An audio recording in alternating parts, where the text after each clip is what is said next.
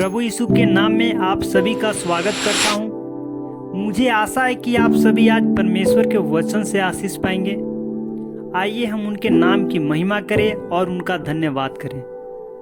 हे परमेश्वर, हम आज यहाँ आपके वचन को सुनने और समझने के लिए आए हैं। हमें अपनी शांति और ज्ञान से भर दे ताकि हम आपकी इच्छा को समझ सके।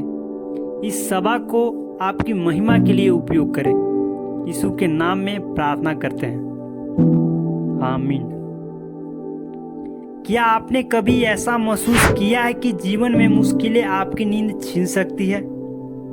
आज हम सीखेंगे कि हम जीवन के तूफानों के बीच कैसे सो सकते हैं, जैसे यीशु मसीह ने किया।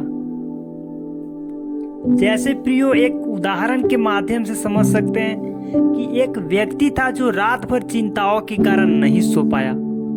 उसे लगा कि उसकी समस्याओं का कोई हल नहीं है, लेकिन एक दिन उसने यीशु मसीह पर विश्वास किया और उसकी सारी चिंताएं गायब हो गई। आज हम सीखेंगे कि कैसे यीशु हमें शांति दे सकते हैं। आज हम लूका 8:24 से 25 वचन पर विचार करेंगे, जहां लिखा है कि अब उन्होंने पास आकर उसे जगाया और कहा, स्वामी स्वामी, हम नाश हुए जाते हैं।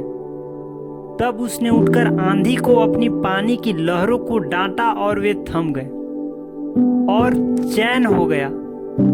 तब उसने उनसे कहा, तुम्हारा विश्वास कहाँ था? पर वे डर गए और अचंभित होकर आपस में कहने लगे कि ये कौन है जो आंधी और पानी को भी आज्ञा देता है और वे उसकी मानते हैं। आइए इस वचन से प्रेरणा ले और अपने जीवन के तूफानों का सामना करें। आज हम सीखेंगे कि कैसे हमारे जीवन के तूफानों में यीशु हमें शांति प्रदान कर सकते हैं। यह संदेश आपको हर परिस्थिति में मजबूत और स्थिर बनाएगा। इस दुनिया में हर व्यक्ति किसी न किसी तूफान का सामना कर रहा है। ये तूफान आर्थिक, शारीरिक, भावनात्मक या आत्मिक हो सकते हैं।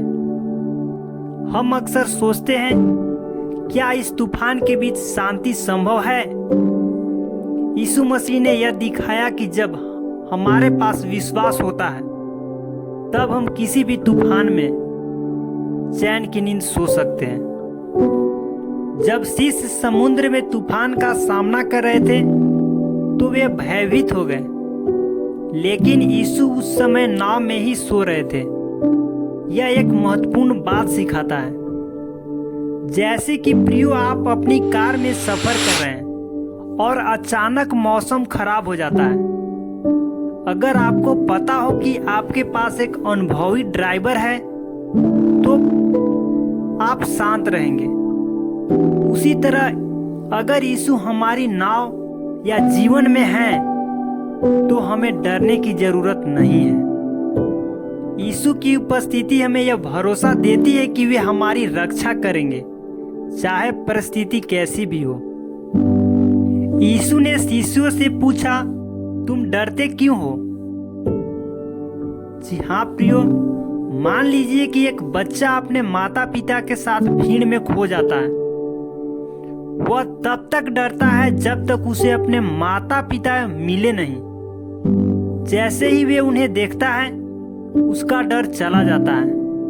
डर तब तक आता है जब हम अपने जीवन की कठिन परिस्थितियों में यीशु को भूल जाते हैं। लेकिन जब हम यीशु पर विश्वास करते हैं, तो डर हमें नहीं हिला सकता। यीशु का शांत रहना, जी हाँ प्रियो, यीशु का सोना दर्शाता है कि वो पूर्ण शांति में थे। वे जानते थे कि परमेश्वर सब कुछ नियंत्रित कर रहे हैं। जैसे प्रियो, एक कंपनी का मालिक तब भी शांत रहता है जब कुछ समस्या आती है, क्योंकि उसे पता है कि उसके पास एक अच्छी टीम है जो समस्या को संभाल सकती है। हमें विश्वास रखना चाहिए कि परमेश्वर के हाथ में सब कुछ है। उनकी योजना हमेशा हमारे भले के लिए है। हमारी प्रतिक्रिया तूफान में हमारी प्रतिक्रिया हमारी आत्मिक स्थिति को प्रकट करती है। जैसे जब कोई परीक्षा आती है तो दो तरह के छात्र होते हैं, एक डर जाता है और दूसरा शांत रह के तैयारी करता है। जो शांत रहता है वो अधिक अच्छा प्रदर्शन करता है। जब जीवन में तूफान आए तो डर के बजाय विश्वास की प्रतिक्रिया दें, प्रार्थना करें, वचन पढ़ें और परमेश्वर की शांति को अनुभव करें।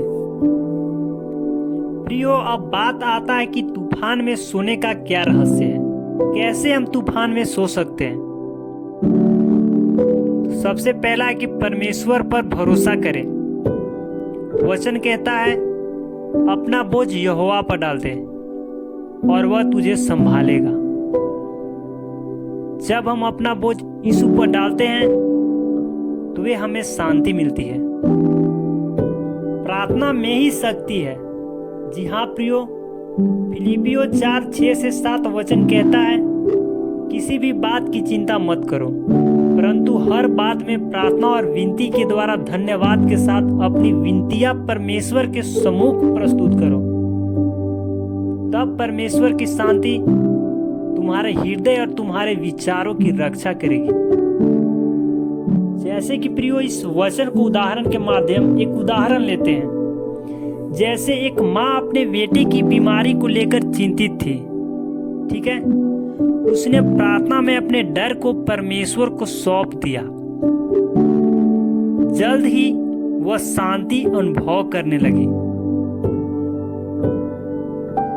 जी हाँ प्रियो, वचन को अपने जीवन का आधार बनाएं।